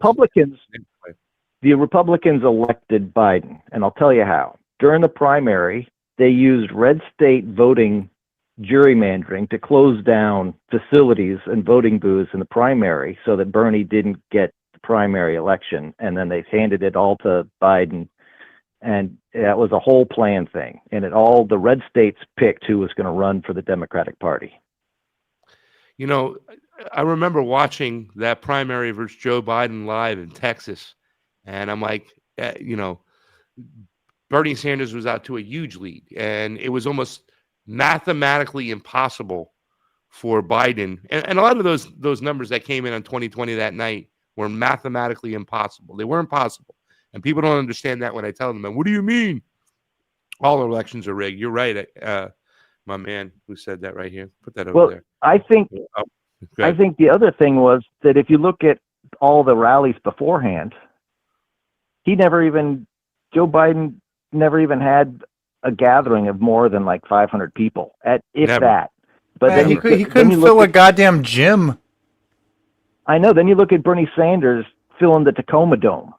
That's some footage you guys should review. And so is the Nevada election, or the nomination for Hillary over Bernie Sanders, because they announced it and the cops come out. They already have their riot gear gloves on. The cops, they were playing in that. That whole thing was completely hogwash. The Nevada primary video. Yeah, and then they claim, they got the lefties got violent, but no one was hurt. There's no one was besmirched in the whole auditorium, regardless whether they were voting for Hillary or not. So it was just a whole show. Yeah, it's kabuki theater. We see this all the time. January 6th was interesting too at the Capitol. You know what I'm saying? Like, wait a second, this is weird. They really tried to make something out of it that it was not, but there were a lot of people, but they weren't like storming the Capitol. The majority of people were sitting back like, what the fuck is going on over here? They were just dumbfounded. Well, I think, holy shit. I think January 6th was, they already knew that people weren't going to show up for the Biden nomination because no one elected him. And so they had to shut down the DC so it wouldn't be obvious that no one voted for the guy. Yeah, that too. Yeah, that too. That's just one part of it. I think also using the January 6th situation to expand their security state powers, which they did. You know what I'm saying? That was also part of the whole plan as well. Kill a couple birds with one stone, right? Exactly. They're building something. They know what they want, and like when Musk went to the camp with Bibi and what's the little dwarf's name? Zelensky? That was, I think. No, the Rubio. The talk show host guy that's so annoying. Oh my God, what's his name? I don't know. Shapiro. Yeah. So, anyways, God, you said annoying and talk show host. We know it was Shapiro right away. Yeah. So I think that was a design committee. I think they were planning their concentration camp for the people of Gaza, and I think that was all a moneyed operation where they were going over and and honestly, Shapiro, oddly enough, looks like Joseph Kramer. I'm just going to leave it at that. Dave could look into who that is, and yeah. Anyways, there's a lot going on, and you get into the Nazism and all that other stuff, but the Rothschilds and they made so much money selling metal objects and warships and planes to the military. They were just printing money, and they went from having 37% tax rate against the wealthy during that got us out of the Depression, and the head of DuPont being called the Merchant of Death, and they were still continued working with the Nazis and managed to get everything they wanted fixed out of that. They came out smelling like roses at the other end, just Daddy Warbucks style, who took on a child bride, a little redheaded child of, how does Annie, if you look at that a different way and through different glasses, that's a messed up play there. That is, like Daddy Warbucks takes on young female, like, where have we heard this before? Big Daddy Warbucks. Well, everything is not a scene. They got something in front of us. They tell us one story. The public perception is totally different than what's really going on behind the scenes, and it's hard to get a grip on it too as well. I try to take this information that you and Dave come provide us with and kind of make it bite-sizable for the normies to digest, just so they can start to understand. I think the first part of understanding what's going on is that your government doesn't give a shit about you. They're lying to you. They have a different agenda, and until we understand that all these people that are in control right now, they're not. See, the beautiful thing they pulled off with Donald Trump is they made Donald Trump almost appear like Obama before he got elected. They made him appear like outsiders. Like, this guy is taking on the deep state. He's taking on the globalists, when really they were both working for them. They're part of the whole machine. And that's something I think that Americans need to open up their eyes and wake up to and realize that's what's really going on. Wesley, I'm going to give you the last 30 seconds to put a bow on this, man. Thank you for calling in, and thank you for being part of the show. Let's do a Florida meetup. We got to do a Florida meetup. That'd be great. But here's the bow. If you want to, you got to look for patterns that tell that divine the truth. And one of them was Pakistan, where they had a military coup. They took out the leader who was anti-vax. He's like, we're not going to do the vax here. And because he was not, was Imran Khan anti-vax? Yeah. He was one, and the other, so everyone that was not down with the WHO's program got taken out of power or killed. And when they announced it on the AP, they said he had died of a heart attack. And then later, the Pakistan government's like, well, we have him under house arrest. And you're like, well, what, does he have a medical issue? Or you just had a coup and you're not mentioning it? And the news didn't cover it. The news didn't cover the coup in Pakistan for a couple months. And then there were riots in the streets and all this other stuff that it just didn't. I mean, that's a nuclear power, and no one's talking about it. So one of the very first guest I had on Jimmy Dore when I took over the show, his name was Salman Ahmad, and he happened to be Imran Khan's one of Imran Khan's friends. They played cricket together in college. And we were talking about that, and nobody really knew about the situation. I was reading the chat as we were doing the show, and I was looking at it, I looked at the chat after, I think, and I was like, man, a lot of people don't know what's going on in Pakistan over here. This is very interesting. I didn't know he was anti-vax. One guy who I can tell you who they haven't taken out, and he's anti-WHO, is Daniel Ortega in Nicaragua. But guess what? He's been on the chopping block for a while now, and a lot of that stuff started during COVID when they got really pissed off at him because he refused to have lockdown. So it's kind of interesting that you did say that, and I think it's an easy way to connect the dots. So. I'm not going to tie a bow on it. I have another thing. Go ahead. Okay. Look at the Philippines. Like, Imelda Marcos gets kicked out of the Philippines. And she owns 5 buildings in New York and had all this other stuff. And it's, in photographs with JFK and Trump and Andy Warhol and all the big players back in New York. And so then in the movie, It Could Happen to You, starring Nicolas Cage, who's playing a beat cop, he mentions that, her son is a good guy. Now this is 1994, and so why are they doing weird press in some sketch in a comedy movie to like bolster that family? But then Trump gets back into power. He gets put back into power with Pinochet or whatever, or no, Duterte, and like 60,000 people are murdered, and the U.S. gets 2 military bases, and that is a whole other thing in politics that happened during Trump's time that no one talks about, and it's totally obvious how crooked these guys are, and so that is a whole other thing to dig into, and you're the guy to do it. I mean, you're the foreign policy guy. You look around the world more than most, so that's a good place to dig. Well, we'll consider that too as well. And by the way, yesterday, Daniel Ortega during their 2 days ago, I think during the 19th, which is their revolution, that's their celebration. I think Daniel Ortega announced that they're not going to have any elections, and I was like, what?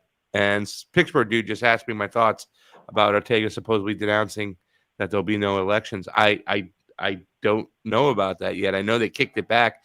They changed the Constitution so it wasn't going to be this year because it would have normally been this year, and it making it next year. I don't know what the hell's going on outside, but that is a very interesting thing that's going on. I don't know. We shall see about the whole election thing in Nicaragua, and I will look into that. Wesley, thank you so much for joining the show. There's a lot to pay attention to. Thanks for listening to me. There's too much to pay attention to, Wesley. Florida meetup. Let's do it. All right. Peace. Florida meetup. Let's do it. I'm telling you, I'm serious about it. I love it, brother. Thank you. All right, guys, we still have some time. We got about less than a half hour. It's 561-247-2721. It's 561-247-2721. If you want to call in, we've had some interesting calls today. I am in Peru. It is episode 40 here. Everything's happening. My light just went out, so I'm going to turn on the other light real quickly. What else do I have? I had something else from X I wanted to show. Man, I don't have it here. We already played the flock video. We've been talking about a lot of stuff this morning. Malik Ball. Who do you think killed Lindsey Graham, Sleepy? Shit, I don't know. maybe Satan was just calling his fucking minion back. Needed him for a big plan. Or McCain just needed his golfing buddy back. Who knows? What the fuck is this? That is ridiculous. By the way, a lot of stuff going on with the war. The bombing's still going on in Iran. That's on a regular basis now. You know? Hunter Biden is all over the friggin' interwebs everywhere. Uh-oh. A lot of stuff taking place. Did he fall off the wagon again? No. Hunter. By the way, since we talked about COVID, right? Maybe we should play this video because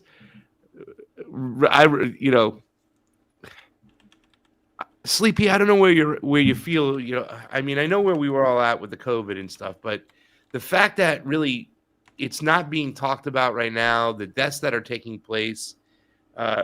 One of the shows I produce is called Uncontrolled Opposition with Gloria Gio and the professor Jeremy Kuzmarov. They had on Meryl Nass the other day, and there's a lot of doctors too as well have been talking about the way these cancers are just appearing, these turbo cancers. They're all over the place. It's nuts.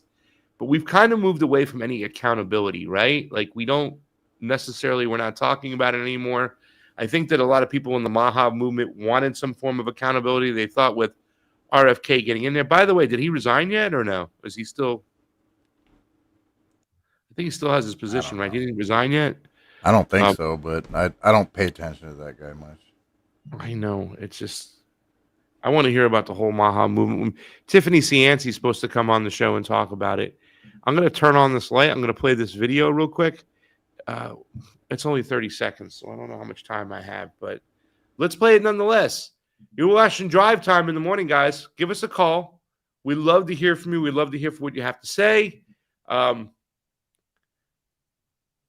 You know when you get the dynamic duel of George Bush, Clinton, and Barack Obama together in the same room, man, you got to take advantage of it. Here it is. Let's go full screen. Thank you for calling in. You're watching Drive Time. Our fellow Americans. Right now, the COVID-19 vaccines are available to millions of Americans. And soon, they will be available to everyone. The science is clear. These vaccines will protect you and those you love from this dangerous and deadly disease. They could save your life. So we urge you to get vaccinated when it's available to you. That's the first step to ending the pandemic and moving our country forward. It's up to you. Better grab a bucket. I'm going to throw up. Vaccines are available to millions of. Awful. Awful.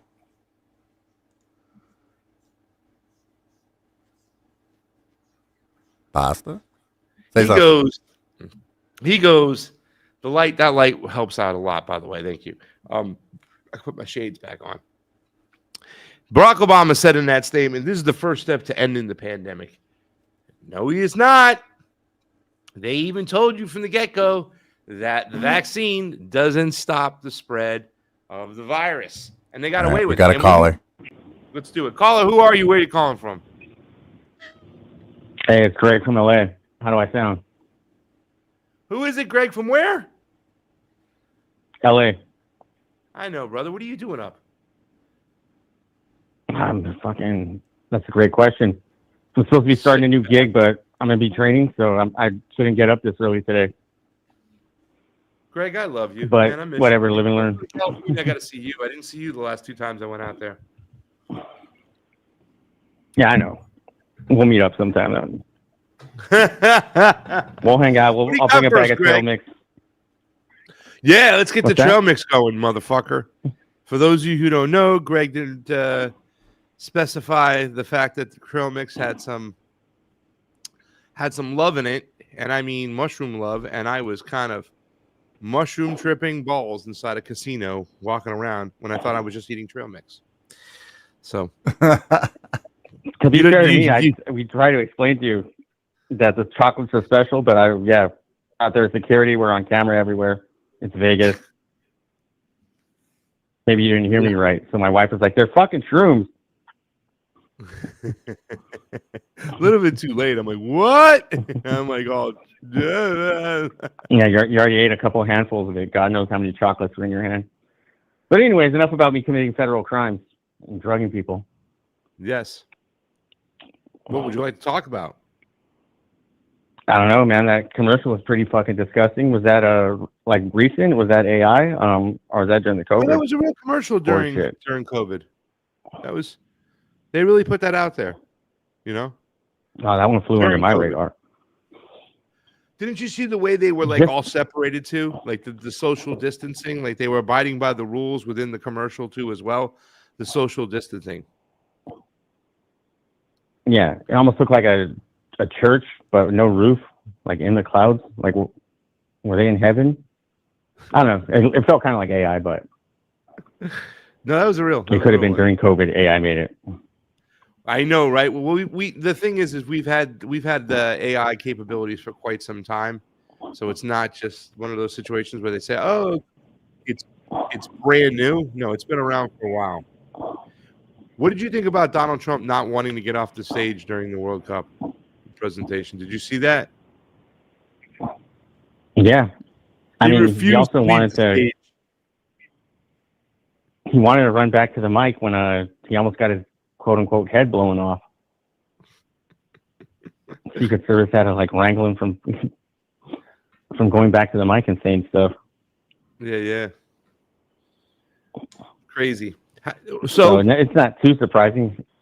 I didn't pay attention to the World Cup, but it's in form for Donald Trump. Yeah, that's his MO. Narcissism, puffery, the whole 9 yards. By the way, we're close to 80 people right now. We need 4 more people to jump on either Rumble or YouTube, and we're gonna have 80 live watchers at one time. You know, I was watching. I peeked back at AM Wake Up the other day with Teese when he was on, and they had 200 plus people on Rumble. So that's kind of cool that they're doing that over there. You know, I remember waking up every morning for that show. Man, that was fucking rough. But I did it. You know, we started at 7 o'clock, and now starting at 8 o'clock. But today I'm in Peru, so I had to start at 7 o'clock. Like, I'm looking at the clock, and normally it would say I have an hour and 19 minutes. I only got 19 minutes left over here before we get off the air, and I go about my Peruvian day for the Peruvian week. I'm here, so that's going to be fun. You know. So how's it looking on the ground over there? Right now, nothing. And by the way, we have over 83 people watching. Right now, nothing, but we're waiting for it. We're less than a week away from inauguration. It's a highly contested, at least the results are. The people from the outer realm, of course, I call it the outer regions, the indigenous areas, they are not happy with this. They wanted Roberto Sanchez Palomino, who was their descendant of sorts of like a class warrior, represents the indigenous, wanting to, nationalize their lithium. They wanted the people of Bolivia, the people of Peru, the same way the people of Bolivia wanted the lithium to be a part of the people of Peru and lithium. They wanted them to reap the benefits, not the Western multinational corporations that are going in to steal this lithium right now. And with Keiko Fujimori, who, like I said, her dad was known as a dictator here in Peru, it's going to be possible. So it wasn't just the fact that we have connections with Peru, Free being Peruvian, that we were really paying attention to this.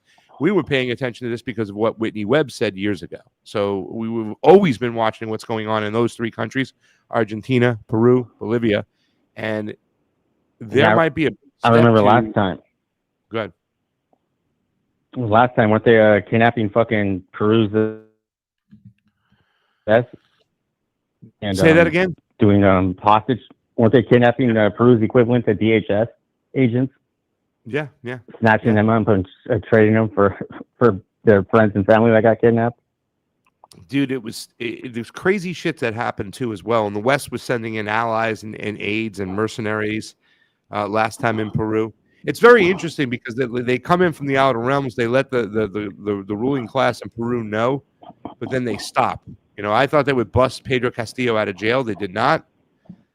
And Roberto Sanchez Palomino said one of the first things he's going to do is pardon Pedro Castillo. Last time we were here, less than a month ago, over a month ago, in April, mid-April, we went to the center and we were talking to some people. And one person in particular, she's like, they should have never arrested Pedro Castillo. He started a job. He never got to finish it. And as soon as he started pushing for some real change that was going to be beneficial, it was a nationalistic mentality. He's going to push for the labor workers and the workers and the miners of Peru. He was then taken out and jailed, and that's happened several times to other Peruvian presidents too as well, being arrested, whatnot. So it's very interesting to see what's going on here. This is what Catherine Austin Fitts talks about. The control grid is what she calls. Well, that control grid that will be controlling us as well starts right here in Peru, Bolivia, and in Argentina, because that's where they get the major resource they need for that control grid, and that's lithium, and that's why we are here. Boom, boom, boom. So who's in right now in Peru? It's Keiko Fujimori, she's about to be inaugurated next Tuesday. She is the daughter of... Wasn't she barred from ever running again and like thrown in prison last time? Who? Keiko was. Oh, I gotta go. I gotta take another call. Go ahead, buddy. We love you, bro. Greg. All right, man. Appreciate you guys, though. Love you both. Love you, brother. So, this question: Keiko Fujimori's father, Albert Fujimori, who I believe just passed away, and he was pardoned. He was let out of prison because he was dying in prison. Was barred from ever running again. He was an elected official, but then stayed longer in power. So he went from being a leader to a dictator. And now his daughter's about to take over, and she is Western friendly. And this is going to build where I'm at right now is going to be ground zero, right? One of the three countries, ground zero, for continuing to build that control grid. So when you see flock cameras all over the place, when you see these track and trace systems taking place, it's all fucking connected. And that's why it's great to have people like Wesley, people like Dave talk about, well, they're also killing several birds with one stone.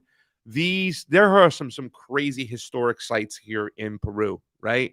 And a lot of people say they were built from aliens, whatnot, the pyramids and stuff in the Amazon, and not in Amazon, the indigenous areas. I think some of them go into the Amazon. I'm not sure exactly.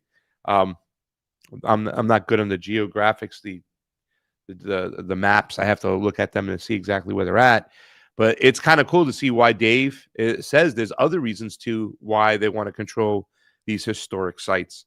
So it's pretty interesting, and that's where we're at. We're in Peru, and we're going to be here covering it, and also, attending a wedding while we're here. So there's a lot of fun stuff taking place.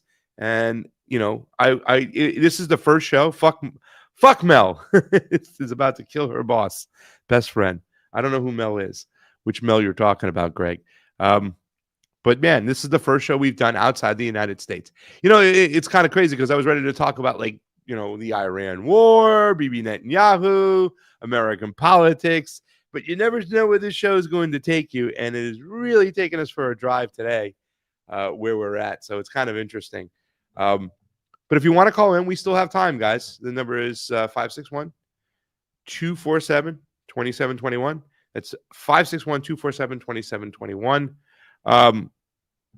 One of the things I wanted to talk about, Sleepy, was that Yemen, who's been brought into this war now too as well. See, Iran's not going about it alone. And it's kind of, there's a clip out there from Maria Bartiromola, whatever the fudge her name is, from Fox News, talking about, I don't understand how Iran can keep doing this when Donald Trump has told us that their military has been decimated, their navy's at the bottom of the water. So what the heck is going on? Because I'm concerned about the markets. I'm concerned about my money, which is another big thing that we need to talk about, right? When people go, Israel.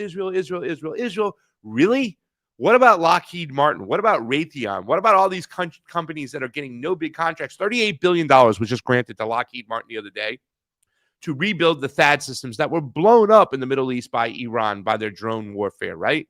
Well, who owns Lockheed Martin, right? Well, it's BlackRock, Vanguard, State Street.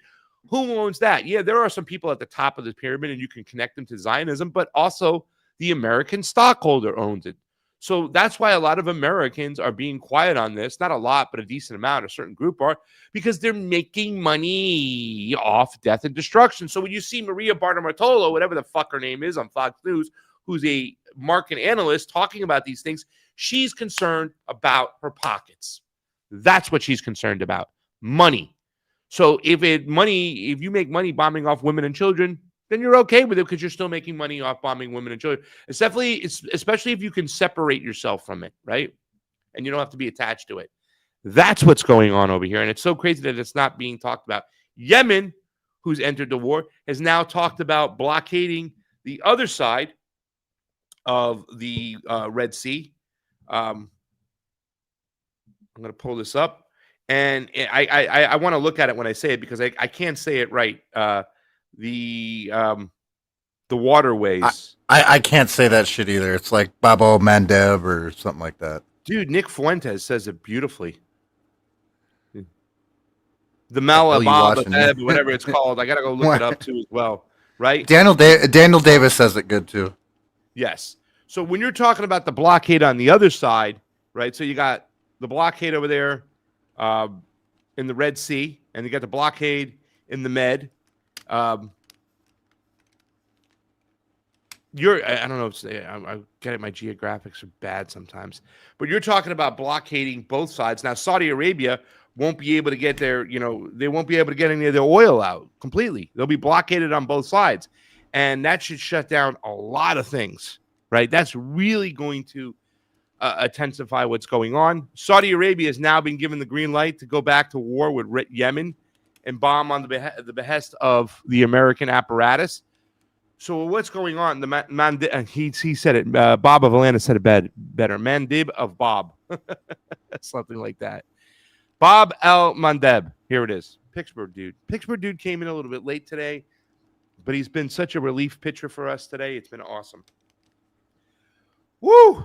Guys, I need to get some sleep. I got like hardly any of it.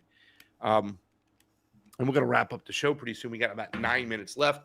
But that's what's going on. So war is escalating. Now, what this means more than anything is that, and I think a lot of people are suspecting, right? Sleepy, they're waiting for, some people have been saying, like, where they are waiting for now, shit to shut down, food supplies, imports, everything to shut down in the United States to really start bringing about some chaos. And this is why it's happening. Like, it's almost being done on purpose so they can wreck the system itself. Well, Then justify more war. By the petroleum reserves are very, very low. So, like, Yes. they're not going to be able to prop up the current oil price very long. Like, yes, because you can't take those things down to a certain level because it literally destroys where it's stored. So, like, there's like a limit. So, and that's how they've stabilized gas prices, is by selling a lot of that shit to other countries. Yeah. And once they stop drawing on that, man, the price of diesel and shit's gonna go way up. Diesel especially. We make plenty of gas here. We do not make plenty of diesel.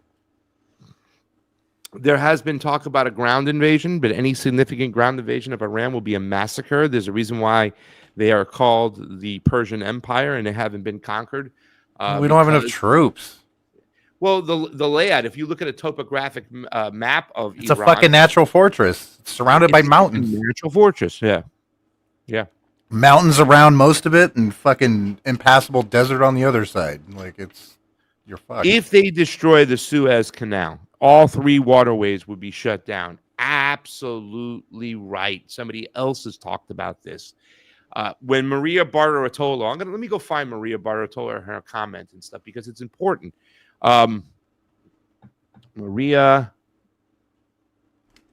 Bart, I can just see if it comes up. There she is, Maria Bartiromo. She says this, the other day, like, here it is. I'm going to bring this up, right? And it's so crazy when people say this because, if you've been paying attention at all to what's been going on for years, Iran has been preparing for this, right? They make their own drones. They have a drone manufacturing belt coming off, all underground, safe and secure from where the United States could hit it. So, and this could be like, well, so we've been saying, is what Vladimir Putin, Russia doing, is that part of the Kabuki theater? Is he in on it, going along with the World Economic Forum? I saw people in the chat mention that at one point, Vladimir Putin was known as a young globalist leader. Then they eventually took him off the site. Is he still part of that whole cabal or not? But you can make the case, you can argue the case that a lot of the reasons why Ukraine is hanging on is because things have changed, meaning that aircraft carriers or a great freaking air force that can drop bombs everywhere are not enough anymore. They don't mean as much. Everything has changed. It's now about drone warfare. If you could sneak drones in and hit your enemy undetected and get in there, you could really change the game. It could be a good reason why, Ukraine is holding on. Russia is refused to advance as much as they have to more or go and take Kiev. I've said this before. If the Russians try to take Kiev, what a fucking nightmare that would be, right? So you can argue the fact that the drone warfare has changed the game.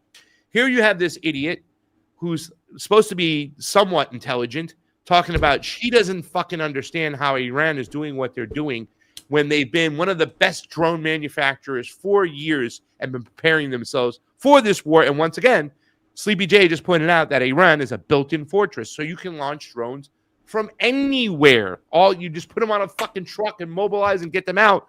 So they're hard to stop, hard to shut down, and that's why they can continue to hit bases. And the Jordanians, the kids that were killed by Jordan the other day. It's sad, but here she is, Maria Bartiromo.